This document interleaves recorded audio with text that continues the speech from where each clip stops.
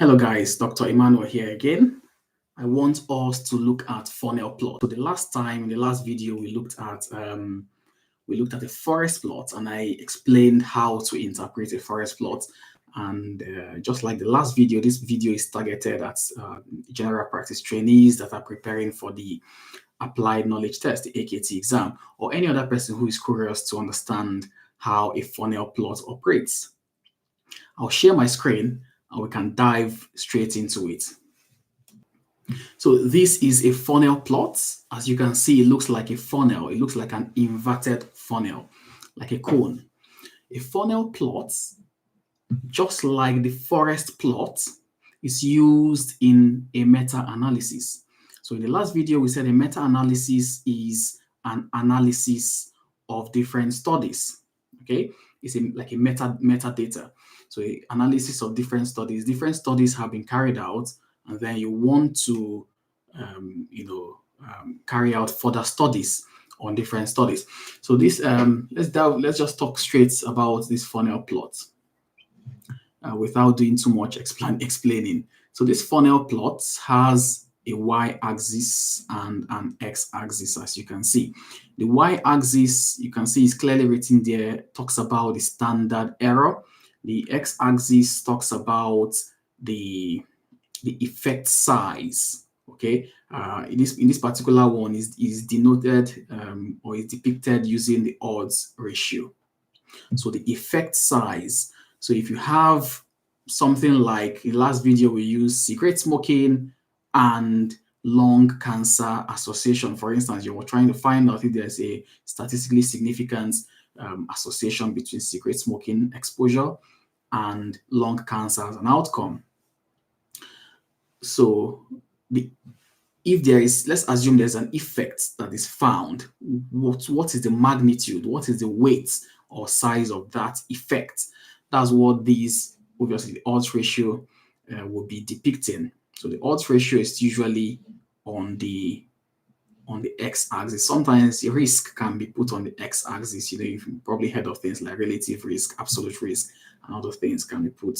But usually it's the odds ratio. Here is the odds ratio and the standard error. Standard error is standard deviation divided by sample size n. So standard error and sample size are inversely proportional. From these, you can see that you have a standard error of 0 up there, and as you walk your way down this y-axis, you can see the standard error increases. You have a larger standard error here at the bottom. Now, what these funnel plots typically looks into is whether or not there's a likelihood of publication bias. So that's what it is. Your AKT, you'll be asked, what does this, you could be asked questions like, what does this, identify this? A funnel plot, what does it look for? Usually, it usually looks for publication bias, which means what publication bias means, as the name connotes, is where researchers, intentionally do not publish certain results because the result doesn't really favor what that researcher has in mind, which means the researcher has already been biased. They have a desired outcome, or they're trying to prove a point.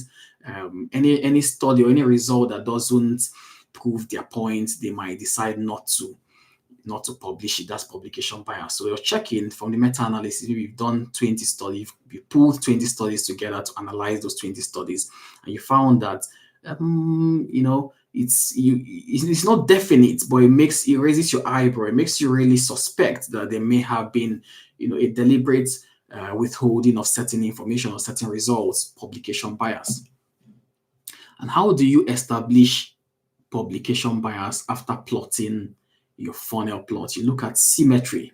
So if it looks like a symmetrical triangle, there's a high likelihood that there is no publication bias. If it's an asymmetrical triangle, which means one arm of that triangle is much longer or more slopy or more sloped than the other, then obviously you begin to raise eyebrows that there's a likelihood that there may have been publication bias. These dots you can see on this funnel plot, each dot represents a study. Remember, in the forest plot, studies were represented by horizontal lines, and then obviously the sample size or the weight was represented by a box. Remember that? In funnel plots, each study is represented by a dot. So you can see each dot is a study. There's this vertical line that runs through. Usually this vertical line runs through. If you look at this vertical line that runs through, it usually runs through an odds ratio of 1.0. So in this particular one, this one is from, where did I get this? This is the source or the reference. They've put their vertical line somewhere at 0.1. Usually that vertical line runs through an odds ratio of 1.0. This vertical line is a line of no effect, similar to the vertical line we talked about in the forest plot. So it's a line of no effect. What it means is any study, the closer a study is to this vertical line, the closer a study is to this vertical line, the more likely that in that particular study there was no statistical significance between the exposure and the outcome. Okay, so the closer a study, so this particular study that is very distant away from this line of no effect means that there's a large spread. Okay, there's a large spread, there's a large heterogeneity, there's a large difference, statistical difference observed between whatever the outcome observed between the exposure and the outcome. So the larger the spread, this is a shorter, smaller spread, this is a larger spread. So the larger the spread, the more statistical difference would have been observed in those studies. So that's one thing. So the position of the study relative to this line of no effect is one thing you need to be aware of. The other thing you need to be aware of is the height, the position of the study, relative to the y-axis. So this particular study obviously is close to the bottom, which means this particular study will have a high standard error compared to this other study that is there. This particular study has a low standard error. So the standard error is close to zero. It's zero. This other one has a larger standard error. So the position of the studies relative to the y-axis tells you about the sample size. Okay, the sample size. So studies that have smaller sample sizes, remember, the smaller the sample size, the less power that study has, the less precision it will have, the less, the more standard error that particular study will have. Okay, because remember, sample size is inversely proportional to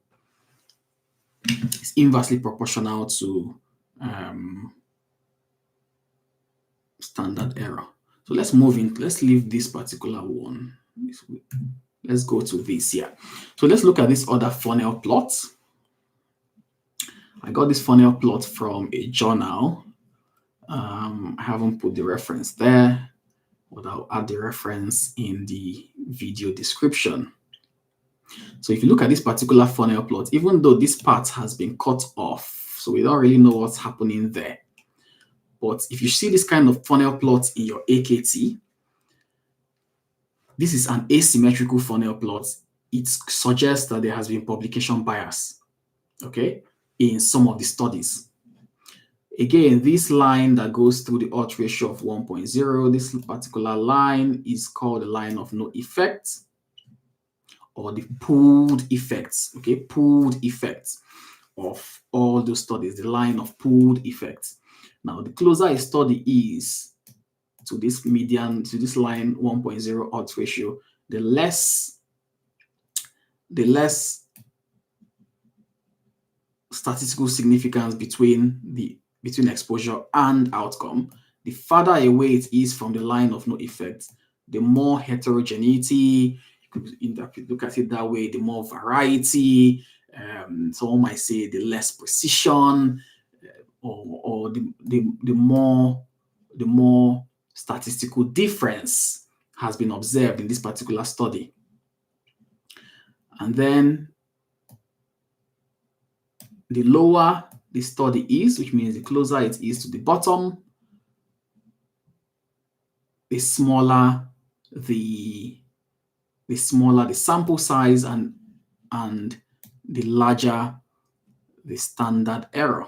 Okay, a study that is here at the top, you see that the standard error is smaller, and obviously the larger the sample size. If you look at this formula, the standard error is standard deviation divided by n. N is sample size. Okay, n is the sample size.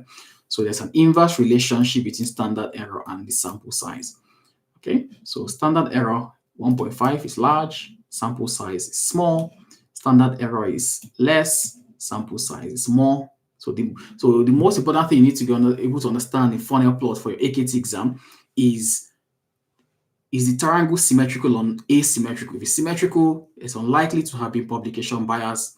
If it is asymmetrical, there's a high likelihood that there was publication bias. If you look at this particular study, you can see that there's a distribution of studies, 4 studies on this point, 3 studies on this point. There's a study at the bottom. You can see that there's no study at the bottom. So it begins to make you wonder, is it possible that the studies that were here were not published? That's what you begin to ask yourself. If we go back, I was going to use this particular one. That was the reason I added it. If you look at this particular study, you can see that there are no studies here.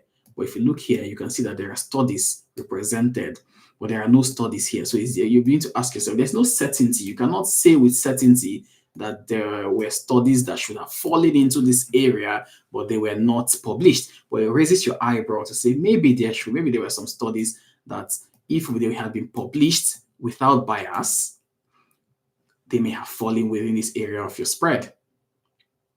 They may have fallen within this area. So it begins to raise eyebrows that there may have been publication bias that made some of these studies not to have been published.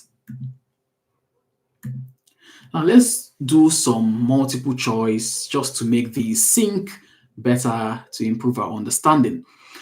Now this question goes, it says, what does the funnel plot in the image depict on the x-axis? We said the x-axis is the odds ratio, so the answer is definitely odds ratio. The other options are sample size. No, sample size, the sample size obviously will tell you it's based on the heights, okay, on relative to the x-axis. So this particular study has a smaller sample size than this particular study. Okay, unfortunately, the size of the circle, does not reflect the sample size. So it's not like you have small circle and then a large circle and you have a bigger circle. So if you look, all the circles are of equal sizes. So how you can tell sample size based on the location, the positive translation. So the lower it is on the spread, the smaller the sample size. The higher it is on the spread, the larger the sample size. So x-axis is not standard error. Standard error is the y-axis, as we can see. Confidence interval, no. Confidence interval is usually depicted on a forest plot. Remember, on the forest plot, we looked at the horizontal line, and then we said the confidence interval is from the bottom, and then you have a box that shows you your sample size or the weights. That was what we saw in our forest plots. Okay, let's move on.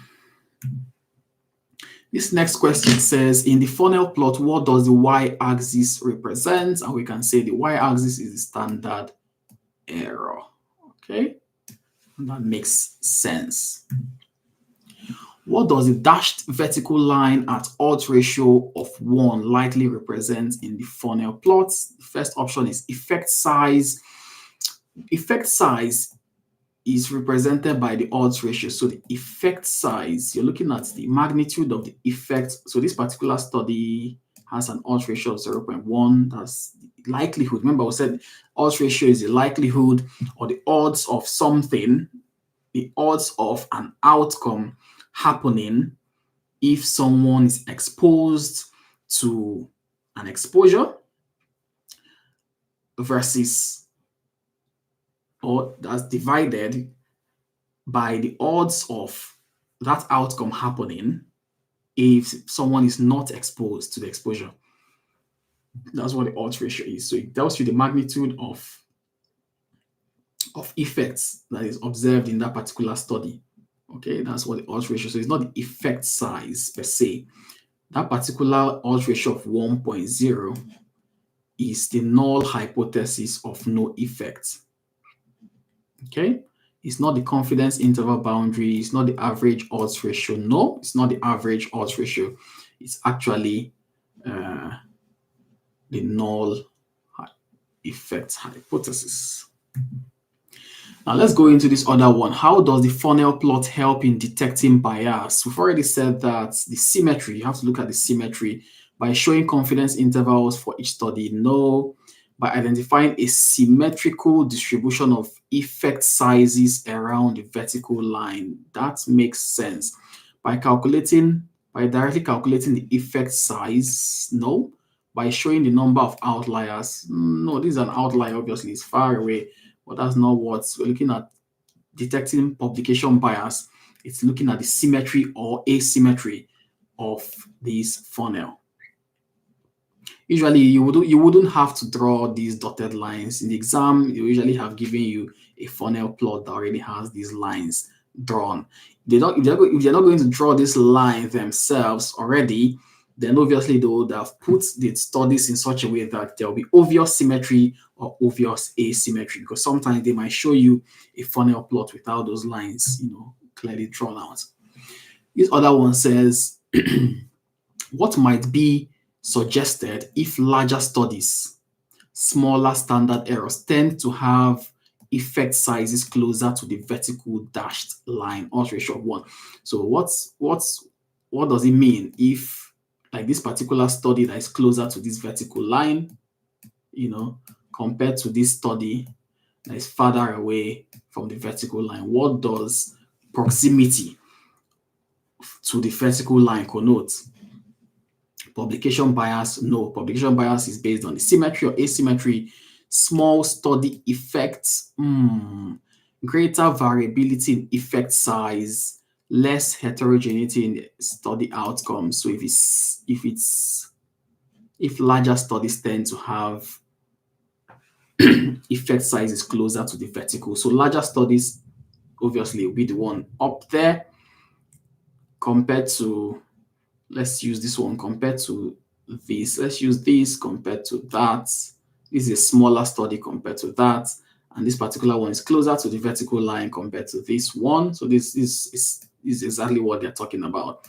So this particular study has more precision compared to this one. Okay, there's more heterogeneity. Heterogeneity is just diversity. You know what I mean? It's like things are just scattered, things are not precise. So the closer it is to this line of no effect, of course, it tells you about more precision in the study, okay, and less statistical significance compared to the one that is farther apart. Let's see if we have any other question there. So that's the end. We've come to the end of these. We've come to the end of this video. I hope it's been clear. Don't get too confused. The most important thing for your AKT is symmetry or asymmetry, what the y-axis suggests, and what the x-axis suggests, and being able to, they might mark this particular study as A.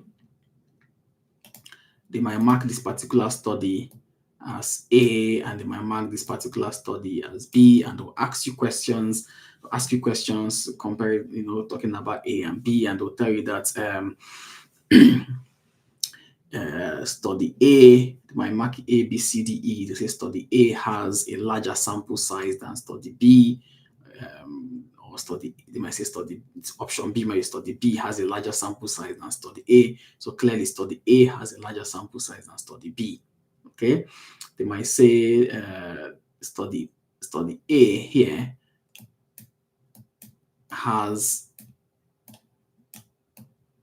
so if the study is here, for instance, they might say this particular study has statistical significance. If there's those studies that are going to fall on this line of no effect do not have any statistical significance. Anyone that falls outside that has a statistical significance, okay, between the